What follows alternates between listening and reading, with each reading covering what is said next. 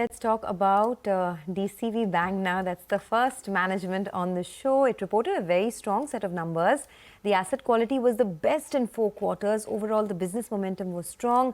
We have Murali Natrajan, the outgoing Managing Director and Chief Executive Officer at DCB Bank, and Praveen Kutty, the incoming MD and the CEO of the bank, who join in now. Gentlemen, morning to both of you, and thank you so much for being a part of this discussion. Mr. Natrajan, I wanted to start with you first, right? Very strong quarter. Of course, as you leave, things are getting better and better for the industry and for your own business as well. So wanted your understanding of how things are going to progress from here. What kind of growth do you see in FY25 for the bank? And what do you think the big triggers could be for the banking sector? So I would like to say that till 2020, if you have been tracking our performance, we have been doubling our balance sheet every 3.5 years. Then for about 12 to 18 months during COVID, the things slowed down, primarily because we are focused on small ticket, self-employed SME, MSME segment. And you know what kind of disruptions was caused to this segment during COVID-19.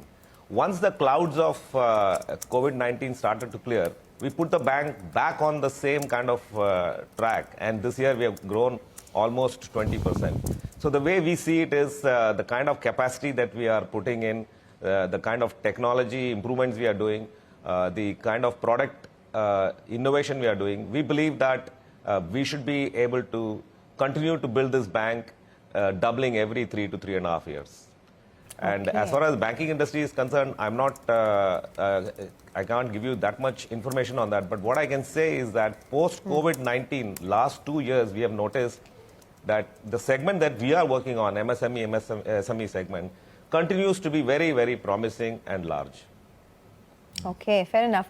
Praveen, I want you to come in on this because I guess you'll have a better sense of, which way things are headed in terms of growth, right? Deposit growth has been very strong in the quarter gone by, almost about 20%. Is this the kind of momentum that is sustainable even in FY25? See, as a bank, we always focus on deposits first.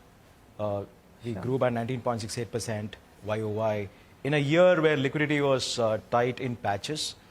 So we are very focused on the deposit franchise and the granularity of the deposit franchise. It's not just the volume by itself, but it's also the quality of the base that we have. So we continue to focus on it. I think the market is large.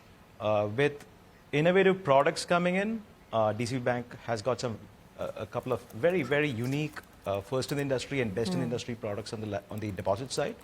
Plus the digital movement that is happening across the industry and partnerships that we have. There has been a big needle movement, and I believe that it would continue in the future as well. Also, if I might just add, recently we are now enabled for GST and CBDT from our branches and internet. So all of a sudden, because it's now the platform is open for most banks, so we are part of it. So therefore, customers don't have to go to some other bank to pay their taxes. These kind of nuances and changes and innovation and enablement starts to really help us to build our deposit base. Absolutely, and it doesn't show every quarter, but it works in the background. Mr. Kutty and Mr. Natrajan, good morning. Thanks very much. Prashant here. Praveen, if I can come to you, what's the road to a 1% return on assets looking like? And a sustainable one at that. Just give us some sense. So the way we are looking at it is that from a NIM perspective, we should be around between 365 to 375% of the average assets. The fee will inch towards 1%. On a cost to average asset over a period of time, we intend to get to a range of about 2.5%. And credit costs, while currently the last quarter was at 0.16, it will settle. The model assumes that it will settle around 0.3, 30 bips. That's the way it would work. And from a time frame sense, we intend to get there in about 3 to 4 quarters time. 1% ROA in 3 to 4 quarters, basically, by the end of this, beginning of FY26, maybe. Right. Got it. Yeah. Thank on you. a steady state basis. Yeah. Okay, all right. Hi, gentlemen. Good morning and good to see you all in. Well, I wanted to focus a little bit more on the asset quality. Good morning. Now, your slippage ratio has come down a little bit, but it continues to remain above the 3% mark. What's the outlook on that front? And out of your total restructured book, how much of it could, say, slip? So, as far as our book is concerned, there's a reasonable component of gold loan which goes into NPA, and the subsequent recovery happens in the subsequent quarter, which is also the reason why you would see our upgrades and recovery is 95% of the slippage. So we're not overly worried about the slippage as such because the recovery and upgrades are strong. And the second part is within the recovery, the upgrade is significantly higher, which means the customer continues to bank with us, continues to be an income earning asset for us, and it's not a closure of the NPA through sale of asset where the customer stops being a customer. So the model has a slightly higher slippage ratio, but equally importantly, it has got a more than slightly higher recovery ratio as well. See, but look at the margin of safety. We call margin of safety as income minus cost, which is the operating profit, divided by the provision. Till about 2020, you would see that we would have been like 4 times, maybe 4.5 times. And it just tells you that the robustness of our portfolio quality, that once we made the provisions that are required during the COVID time, we are finding the recoveries and upgrades coming through as the business is bouncing back. And we are back to a very strong margin of safety, which gives you the comfort that we are dealing with a very, very good quality portfolio. Okay, all right. Just one more question. How much of your total book is unsecured? You know, I've seen the RBI wrap the knuckles on a lot of other banks. Just want to understand what is that number and how is it growing?